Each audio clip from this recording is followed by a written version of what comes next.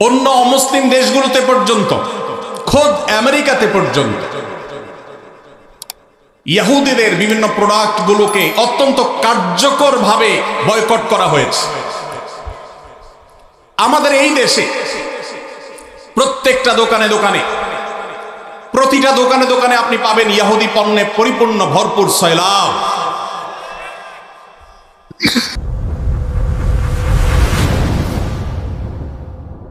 আমরা অনেকে আছি যারা ফিলিস্তিনি বাচ্চাদের ভিডিও দেখে চোখের পানি ফেলি, কিন্তু আমাদের ওয়াশরুমে গেলে হ্যান্ড ওয়াশটা দেখা যায় ইহুদিদের। আমাদের ওয়াশরুমে গেলে দেখা যায় সাবানটা কেনা হয়েছে, যে সাবানটা আমি টাকা দিয়ে কিনে এনেছি আমার পকেট থেকে, সেটা ইহুদিদের তৈরি করা। আমি যে সফট ড্রিঙ্কসটা গিলছি ডক করে, সেটা ইহুদিদের তৈরি করা। এই সমস্ত পণ্য আপনি যখন মুদি দোকান থেকে কিনেন, আপনি কোন দোকান থেকে যখন ইহুদিদের কোনো পণ্য কিনেন, তখন আপনি পণ্য কিনেন না, আপনি মূলত ইহুদিদেরকে চাঁদা দেন বোমা হামলা করবার জন্য। আপনি যেটাকে টাকা দিয়ে সম্পদ কেনা, মাল কেনা মনে করছেন, এটা মাল কেনা নয়, এটা অভিশপ্তদের বোমাবাজিতে সাহায্য করা। লজ্জার বিষয়, কার্যকরভাবে বাংলাদেশে এখনো পর্যন্ত ফিলিস্তিন ইস্যুতে আমরা একটা বয়কট কার্যকরভাবে করতে পারি নাই। একটা সফট ড্রিঙ্কস শুধুমাত্র কিছুটা বর্জন করা গেছে আলহামদুলিল্লাহ, আর বাকি প্রোডাক্টগুলো সব যেভাবে সেভাবে রয়েছে। আমি একটা দেশীয় প্রোডাক্টের একটা মালিক, দেশীয় প্রোডাক্টের একজন মালিককে প্রশ্ন করেছিলাম, ভাই আপনাদের প্রোডাক্টগুলো কেন বাজারে বাজারে দোকানে দোকানে পাওয়া যায় না? কেন ইউনিলিভারের মাল বাজারে পরিপূর্ণ? কেন যারা আমাদের সমাজে 14ই ফেব্রুয়ারিতে আমাদের তরুণদের চরিত্রকে ধ্বংস করার নীল নকশা করে সেই ক্লোজ আপ কেন আমার দোকানে থাকে? কেন আপনাদের পেস্ট দোকানে নাই? আমাকে সেই বাংলাদেশি কোম্পানির মালিক, বাংলাদেশি প্রোডাক্ট তৈরি করেন সেই ব্যবসা প্রতিষ্ঠানের মালিক, তিনি আমাকে বলছেন, ভাই লজ্জার কথা, আমাদের দেশে এক শ্রেণীর, সবাই নয়, এক শ্রেণীর অসাধু কর্মকর্তা কর্মচারী আছে সরকারি অফিসগুলোতে, যারা এই সমস্ত ইহুদি কোম্পানিগুলো, বিদেশি কোম্পানিগুলো থেকে টাকা পয়সা খেয়ে, ঘুষ খেয়ে, তাদের জন্য সকল সুযোগ সুবিধা, সকল ফ্যাসিলিটিসকে এমন ভাবে প্রোভাইড করে যে আমরা দেশীয় প্রোডাক্ট যারা প্রস্তুত করি, তৈরি করি, তারা তেমন কোনো সুবিধা করতে পারি না। তার এই কথার বাস্তবতা আছে। আমিও কিছুটা অনুভব করার চেষ্টা করেছি, অনুসন্ধান করার চেষ্টা করেছি। দুর্ভাগ্যজনক বাস্তবতা, আমরা সাধারণ মানুষও আমাদের নিজস্ব উদ্যোগে ইহুদিদের পণ্য মুক্ত আমাদের বাসা করব, সেটা আমরা করতে পারি নাই। মনে রাখবেন, আপনি যদি ইহুদিদের পেস্ট না কিনেন, তাদের সাবান না কিনেন, তাদের প্রসাধনী না কিনেন, তাদের কোনো প্রকার আইটেম আপনি না কিনে তার জায়গায় যদি একটা মুসলিম দেশের তৈরি করা, আপনার নিজের দেশের তৈরি করা কোনো জিনিস আপনি নেন, কোয়ালিটি যদি একটু খারাপ হয়, দাম যদি একটু বেশিও পড়ে, আপনার এই কেনার কারণে, এই যে আপনি স্যাক্রিফাইস করলেন, একটু কম কোয়ালিটির জিনিস নিলেন, আবার দাম একটু বেশি দিলেন, এই স্যাক্রিফাইসটা কিয়ামতের ময়দানে ফিলিস্তিন ইস্যুতে আপনি আপনার ন্যূনতম দায়িত্বটা পালন করতে পেরেছেন, এই হিসাবে আল্লাহর কাছে হাজির হবে। এর সওয়াব আপনি আল্লাহর কাছে লাভ করবেন ইনশাআল্লাহ। আমরা কারা কারা আছি ইহুদিদের পণ্য মুক্ত করব আমাদের বাসাগুলোকে? কারা কারা আছে? আল্লাহ আমাদের সবাইকে তৌফিক দান করুন। আমাদের বাসা বাড়িতে ইহুদি পণ্য থাকবে না, ঠিক আছে ইনশাআল্লাহ?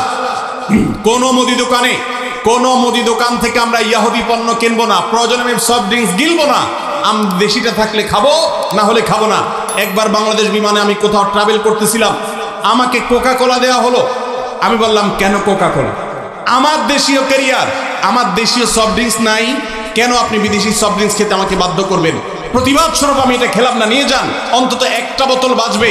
আর আপনার কর্তৃপক্ষকে জানাবেন, একজন কাস্টমার প্রতিবাদ করেছে, তিনি দেশীয় সফট ড্রিঙ্কসরা বিদেশি সফট ড্রিঙ্কস খান। সফট ড্রিঙ্কস এমনিতে স্বাস্থ্যের জন্য ক্ষতিকর, সেখানে ইহুদিদের যে সফট ড্রিঙ্কস আপনি গিলছেন, এটা সফট ড্রিঙ্কস না, এটা রক্তে ভরা বোতল।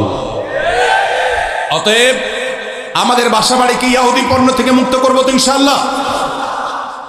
আমি বাংলাদেশি মুসলমান হিসেবে লজ্জিত যে ফিলিস্তিন ইস্যুতে আমরা একটা কার্যকর একটা বয়কট, একটা বর্জন, এটা আমরা করতে পারি নাই। ভাইরা আমার, আজকে আমরা যারা এখানে সমবেত হয়েছি, আমরা কি একটু প্রতিজ্ঞা করতে পারি আমার জীবদ্দশা, আমার জ্ঞাতসারে, আমার পকেটের টাকা দিয়ে ইহুদি কোনো পণ্য আমি কিনবো না, না খেয়ে থাকবো, কোনো প্রসাধনী প্রয়োজনে ব্যবহার করব না, কিন্তু ইহুদি পণ্য আমি কিনবো না ইনশাআল্লাহ। সবাই চেষ্টা করে যাবে ইনশাআল্লাহ। দোকানদার ভাইদেরকে উদ্বুদ্ধ করবেন যে আপনি ইহুদি পণ্য বিক্রি করেন না, ঘোষণা দেন এবং তার জন্য ফেস্টুন টানায় দেন। আমরা প্রচার করব আপনার দোকানের যে অমুক দোকানদার ভাই তিনি ইহুদি পণ্য বিক্রি করেন না, তিনি ইসলামী চেতনা মাজলুমদের পক্ষে অবলম্বন করে তিনি তার এই স্যাক্রিফাইস করেছেন, তার দোকানের বিক্রি বাড়াবার জন্য আমরা প্রচারণা করব ইনশাআল্লাহ। চেষ্টা করা যাবে না ইনশাআল্লাহ। ভাইরা আমার, তৃতীয়ত যে কারণে আমি লজ্জিত সেটি হলো ইহুদিদের এই অভিশপ্ত হায়নাদের, যারা মানবতাকে কুরে কুরে খাচ্ছে যুগ যুগ ধরে ফিলিস্তিনের মাটিতে, ছোট বাচ্চাদের রক্তে যাদের হাত রঙিন হয়ে আছে যুগ যুগ ধরে, তাদের যে সমস্ত ধ্বজাধারী আছে, তাদের যে সমস্ত দালাল আছে, বাংলাদেশে মাথা গুনলে সংখ্যা বলা যাবে এত স্বল্প সংখ্যক দালাল আছে। এই কট্টর সেকুলার বামপন্থী কিছু দালাল, মুসলিম বিদ্বেষী কিছু দালাল, যারা ইহুদিদের দালাল, এই মুসলমানদের ভূখণ্ডে, ধর্মপ্রাণ মানুষের ভূখণ্ডে তাদের গলা যখন উঁচু দেখি তখন আমার লজ্জা হয়। আমরা এই দালালদের উঁচু কণ্ঠ যদি এদেশে শুনি তাহলে এর চেয়ে বড় লজ্জার বিষয় আর কিছু হতে পারে না। মানব ইতিহাসের সবচেয়ে বড় হত্যাযজ্ঞ চালানো, সময়ের সবচেয়ে বড় হায়না এই ইহুদিদের সমর্থন যারা করে তারা মানুষরূপী পশু ছাড়া আর কিছু হতে পারে না। অথচ এই মানুষগুলোই আজ আমাদের সবকিছু ঠিক করে দেয়।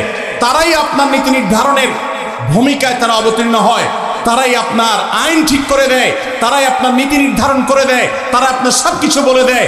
জাতি হিসাবে আমাদের জন্য এর চেয়ে বড় লজ্জার বিষয় আর কিচ্ছু হতে পারে না।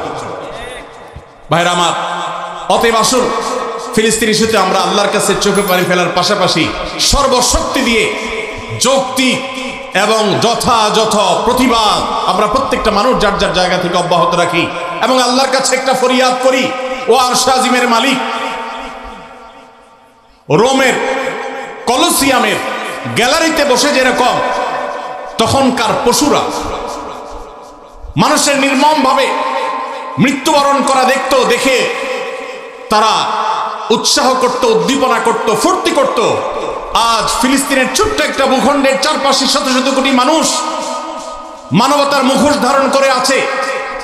মানবাধিকারের সবক সকাল বিকাল যারা মুখে শোনায়, মুখে বলে, জিগির তোলে, সেই মানুষগুলো আজ ওই কলোসিয়ামের গ্যালারিতে বসে যেরকম নির্মমভাবে মানুষ হত্যার আনন্দে উৎসব করত, আজ গোটা বিশ্ব সেরকম উৎসবে মত্ত হয়ে আছে। আল্লাহ এই জুলুমের শেষ পরিণতি আমাদেরকে দেখে যাওয়ার তৌফিক দিও। এই জীবদ্দশায় যেন আমরা এই জুলুমের শেষ দেখে যেতে পারি। আল্লাহ আমাদের সবাইকে সেই তৌফিক দান করুন। ভাইরা আমার, আমরা সবাই যার যার দায়িত্বটা পালন করবো তো ইনশাআল্লাহ। আল্লাহ আমাদেরকে সেই তৌফিক দান করুন।